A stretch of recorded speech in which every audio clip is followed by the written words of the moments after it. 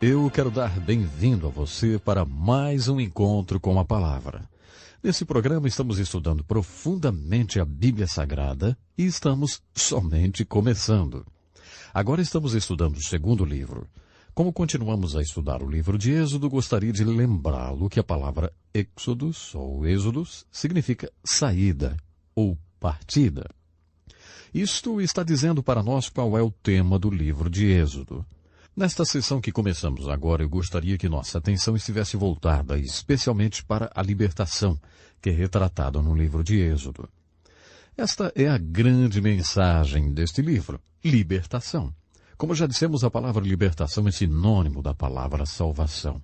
Isto é especialmente no Velho Testamento. Quando vamos para o livro de Êxodo, para o assunto da libertação, e vimos a salvação que este povo experimentou, contemplamos aí o grande poder de Deus. Isto porque não existe tal coisa como a salvação, passado ou presente, sem o poder de Deus. No livro de Êxodo você verá o poder de Deus sendo exibido de um modo sem igual. Você verá a grande e poderosa mão de Deus vindo sobre o Egito e Faraó em forma de pragas. Estas 10 pragas são um estudo muito interessante, especialmente quando nós as aplicamos para as nossas próprias vidas. Em 1 João capítulo 4 e versículo 4, esta verdade é expressada da seguinte maneira: Ele está em vocês, e maior é o que está em vós do que o que está no mundo. Ou podemos colocar da seguinte maneira: existe alguém em nossos corações que é poderoso e forte como nenhum mal nesse mundo. Esta é a aplicação devocional nesta mensagem das 10 pragas. Como você vê, a primeira resposta de Faraó sobre o pedido de Moisés e os anciãos de Israel para deixarem o povo ir foi ridicularizada. Depois de tudo isto, na verdade, parecia ser um absurdo. Um pequeno grupo de hebreus irem à presença de um faraó egípcio e eles saírem em liberdade total. Agora, a razão que eles dão para essa absurda demanda é mencionada várias vezes em seus registros.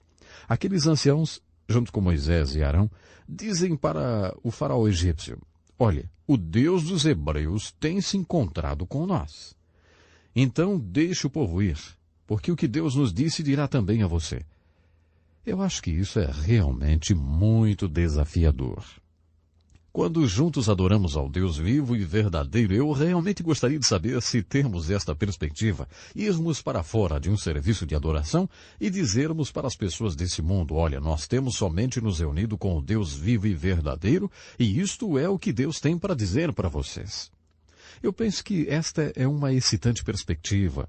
Esta foi a perspectiva com a qual Moisés e os anciãos se aproximaram de Faraó. E é claro, da primeira vez Faraó recusou. Isto é dito várias vezes nas Escrituras. Por exemplo, em Êxodo 7 e 13, também capítulo 4, versículo 21. Deus deliberadamente endureceu o coração de Faraó e desta forma teria uma oportunidade para demonstrar o seu grande poder através das pragas que viriam sobre Faraó. Este é um conceito muito interessante. Na verdade, um problema teológico para alguns e filosófico para outros. Um problema do mal. E de onde veio o mal, hein? Qual o contexto dentro das funções que existem nesse mundo? Se Deus é um bom Deus, por que Ele permitiu o mal aqui? Se Deus é um poderoso Deus, por que é que Ele permite o mal? Penso que você vê nesse conflito entre Moisés, os anciãos de Israel e Faraó uma grande luta sendo travada. E esse grande conflito entre o bem e o mal é também retratado em outro lugar na Bíblia. O livro de Jó mostra-nos este mesmo conflito da seguinte forma: Deus permite o mal para estar nesse mundo. É como o joalheiro que exibe os belos diamantes contrastando com o veludo preto. Deus permite o mal nesse mundo porque esse mal dá a Deus oportunidade para demonstrar o seu grande poder, amor, graça e, claro, misericórdia. Se o mal não estivesse aqui, Deus poderia não ter a oportunidade de demonstrar todas essas coisas. Isto é o que vemos perfilado nas Escrituras. O mal serve ao propósito de Deus. Deus, que é Deus, permite que o mal existe. Deus é toda sabedoria. Deus sabe tudo sobre o mal. Com Deus está todo o poder. Deus poderia fazer alguma coisa para que não existisse mais o mal, se Ele quisesse. O fato é que não podemos ir para outro caminho a não ser que o mal existe no mundo pelo desejo permissivo de Deus. Por alguma razão Deus permite o mal. E analisando por esse caminho, concluímos que o mal glorifica a Deus. Aqui está uma ilustração de como o mal glorifica a Deus. Deus disse para Moisés: quando você for falar com Faraó, ele não deixará vocês partirem. Eu estarei endurecendo o coração de Faraó. E como resultado disso, ele estará completamente do lado oposto. Esta oposição dará a mim a oportunidade de demonstrar que sou o poderoso Deus, o único Deus na face da terra, que sou um Deus verdadeiro e vivo. Esta verdade é demonstrada quando as 10 pragas vêm sobre Faraó e o Egito. As pragas demonstram o poder de Deus para libertar. Através dessas pragas, Deus se inclinou sobre Faraó como um elefante e o foi sufocando, até Faraó finalmente deixar os filhos de Israel irem para a liberdade. No livro de Êxodo você pode também ver a grande verdade que poderíamos chamar de os princípios da libertação do poder do pecado e do mal. Existe um tremendo diálogo que acontece entre Moisés e Faraó nesta parte do livro de Êxodo. Como a Moisés somente interessa a libertação do povo de Deus e Faraó se recusa a deixá-los ir, as pragas estão vindo e são muito persuasivas. Então, pouco a pouco, Faraó começa a render-se para o poder de Deus. Muitas pessoas acreditam que Moisés é o retrato do nosso libertador Jesus Cristo e Faraó é um retrato de Satanás, que é a personificação do mal. Se entendermos a dinâmica do que está existindo entre Moisés e Faraó, podemos entender a dinâmica do que existe entre Jesus Cristo e Satanás hoje. Jesus Cristo vive e trabalha através das pessoas, e isso faz o inimigo também estar vivo e trabalhar através das pessoas. Isto tudo que está no livro de Êxodo é um grande ensinamento para nós, quando entendemos a dinâmica do que envolve a nossa salvação, ou libertação do poder, tirania, e a escravidão dos pecados. Estas tentativas de Faraó para tentar fazer um acordo com Moisés mostram-nos as estratégias do mal hoje. O maior inimigo do melhor é o bem. Satanás não nos tenta para roubarmos um banco se Deus quer que sejamos um médico missionário, por exemplo. Ele nos tenta para sermos um médico aqui nesse país e ganharmos um bom dinheiro. Satanás oferecerá algumas coisas boas que não serão o melhor que Deus terá para nós. Ele tentará conseguir que façamos pequenos compromissos até que um dia percebamos que não estamos servindo e colocando Deus em primeiro lugar e, claro, nem cumprindo a sua vontade para a nossa vida. Moisés realmente nos mostra os princípios da libertação dessas tentativas de Faraó para conseguir fazer um acordo com ele. Em cada caso, Moisés absolutamente se recusa a fazer um acordo com Faraó. Eu gosto muito da maneira como Moisés coloca isso no capítulo 10, versos 24 até 26. Ele diz: nós iremos com nossos jovens e com nossos velhos, com nossos filhos e com nossas filhas, e com nosso gado e com nossas ovelhas. Moisés não fez nenhum acordo com Faraó. E desse modo, Moisés mostra-nos o primeiro princípio da libertação de nossos pecados. Qual é o primeiro princípio da libertação de nossos pecados? Em primeiro lugar, é conseguir não se envolver com o pecado. Esse é o primeiro grande princípio de libertação do problema da escravidão e tirania de nossos pecados. Temos que desejar ser libertos e ajudar a levar outros à libertação. Conheço um pastor que iniciou um ministério especial para alcançar homens de negócios. Através dos anos, uma vez por semana, num café da manhã com estudo bíblico, centenas de homens têm sido alcançados e libertados. Sim, libertos de todos os tipos de pecados. Muitos homens têm tido as suas vidas literalmente endireitadas. Muitos homens deixaram de ser infiéis à sua esposa. Um desses homens de negócios se aproximou um dia do pastor e perguntou: "O que eu farei?" E o pastor respondeu: "Você sabe muito bem o que deve fazer." Aquele homem tinha deixado sua esposa e estava vivendo com uma amante. Então o pastor foi direto na solução de seu caso, dizendo: "Deixe sua amante e vá hoje mesmo para casa, volte para sua esposa, para o seu lar, agora mesmo." Naquela mesma noite, o homem chegou para sua amante e disse que voltaria para sua esposa. A amante então sentou no seu colo, deu-lhe um grande beijo e falou: "Agora me diga, que você vai de volta para sua esposa? Quando ele veio para o café na próxima semana, contou-me o acontecido. Aí, ali no restaurante, ele bateu com o punho na mesa e disse: eu nunca tinha olhado tão bem para aquela mulher, a minha amante, como fiz naquele momento. Eu não a deixei, eu não voltei para casa. Sabe, o fato é que ele estava envolvido, profundamente envolvido. Não é fácil conseguir se libertar desse envolvimento. É exatamente por isso que o primeiro princípio de libertação é não estar envolvido. Nunca faça acordo com o pecado. Coexistir com o pecado é coexistir com um câncer. Então não faça acordo com o pecado. Isto é o que Moisés nos mostra quando olhamos para os princípios da libertação aqui no livro de Êxodo. Durante o conflito da Coreia, 7.190 homens americanos foram aprisionados pelos comunistas chineses e doutrinados. Antes da intervenção da China na Guerra da Coreia, todos os americanos feitos prisioneiros da Coreia foram executados. Os homens que os chineses capturaram esperaram o mesmo destino. Mas ao invés disto, eles foram cumprimentados com um sorriso, com um aperto de mão e com cigarros. Foi dito a estes prisioneiros que não se sentissem como prisioneiros, mas como estudantes. Eles foram doutrinados com a ideologia comunista por um período de 2 anos. 1/3 desses homens fizeram um trato com o inimigo e converteram-se ao comunismo. Um homem de nome Eugene Kincaid foi comissionado pelo Departamento do Exército para escrever sobre isso. O livro se chama Em Toda Guerra Menos Um. Como resultado do que aconteceu aos prisioneiros de guerra da Coreia, o presidente dos Estados Unidos da América naquela época, Dwight Eisenhower, reescreveu o Código de Conduta de todos os servidores públicos. Depois de reescrever esse Código de Conduta, o presidente disse para um dos seus assessores: ninguém precisou dizer-me quando era criança para não fazer nenhum trato com o diabo. Eu aprendi isso em casa e também na escola dominical, disse o presidente. Mas em nossos dias, parece que temos que realmente falar isso para as pessoas. Ei, não faça nenhum acordo com o diabo, hein? Como você pode ver, a estratégia de Satanás é que façamos um acordo com ele. O primeiro princípio da libertação é: não entre em pecado. Mas se você já está no pecado, como muitas pessoas estão, qual é o caminho para sair dele?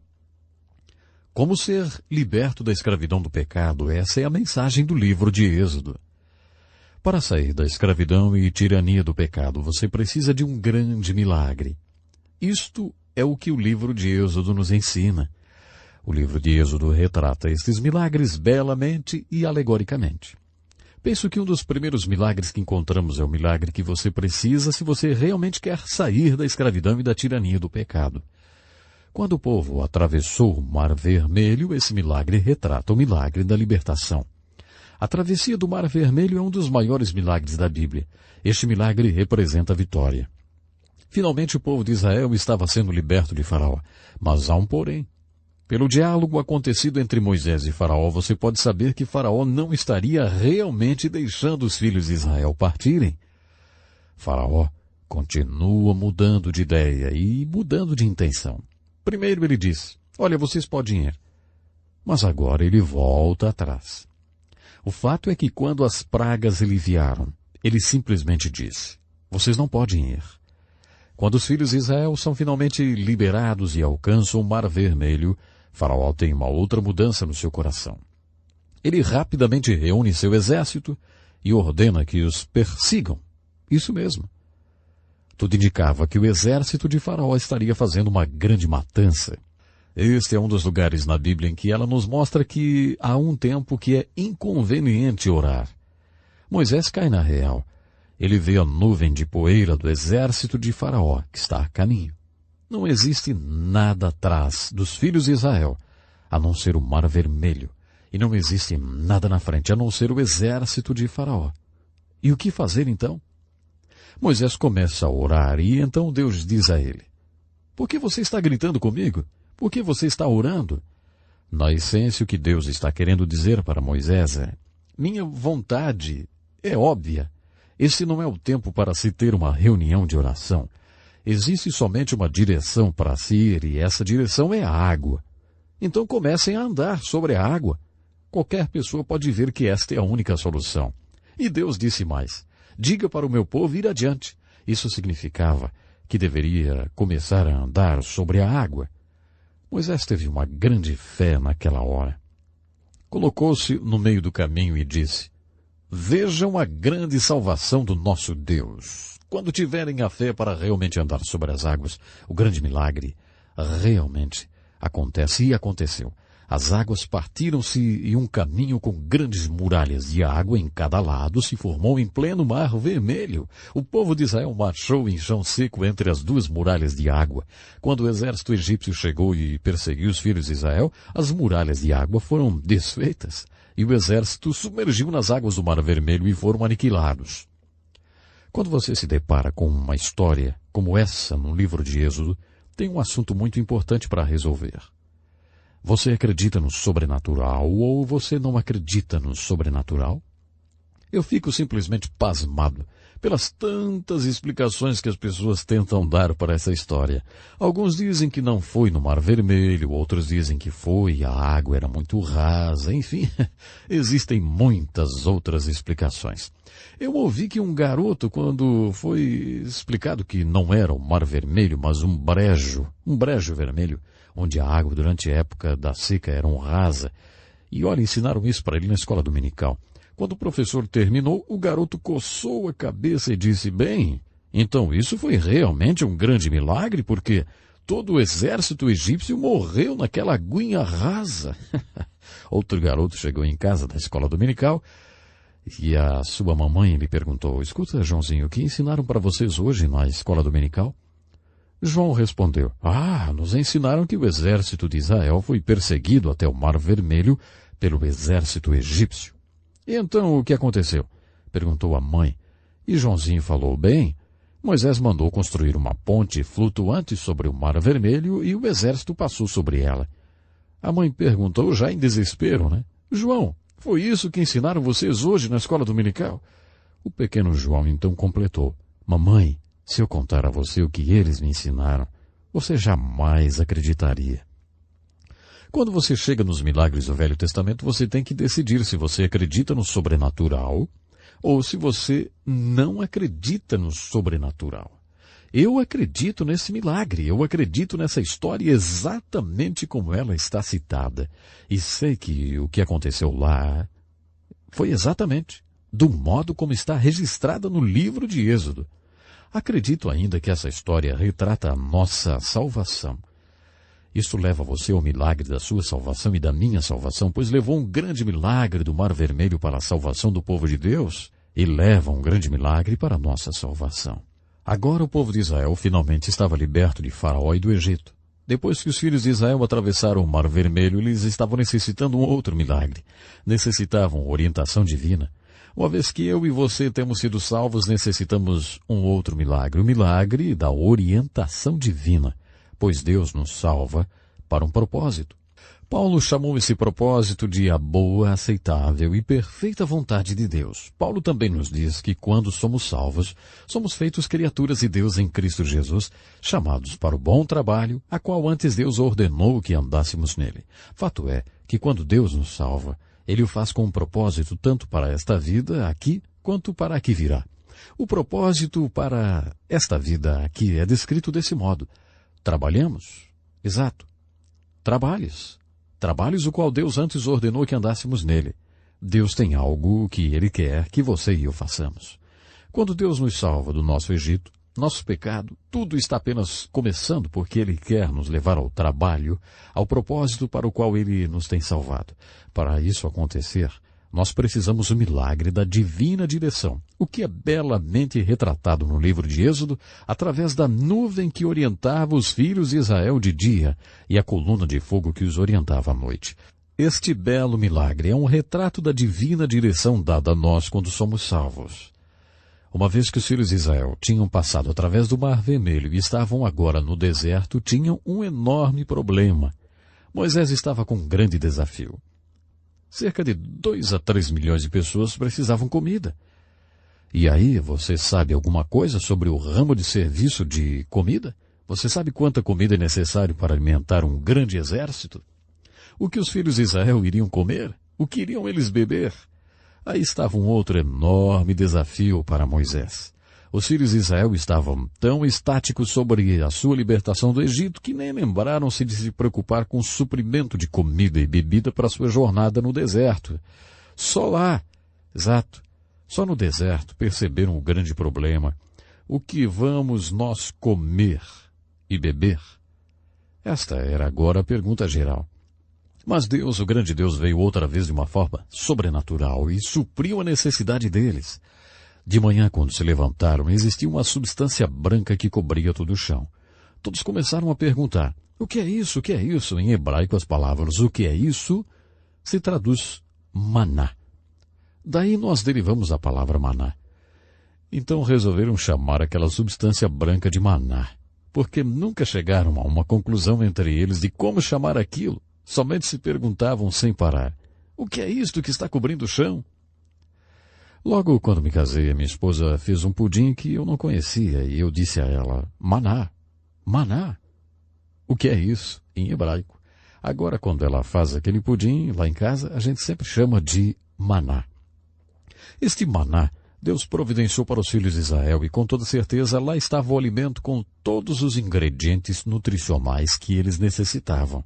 De uma forma sobrenatural, Deus também providenciou codornizes e água para que seu povo pudesse estar totalmente alimentado no deserto.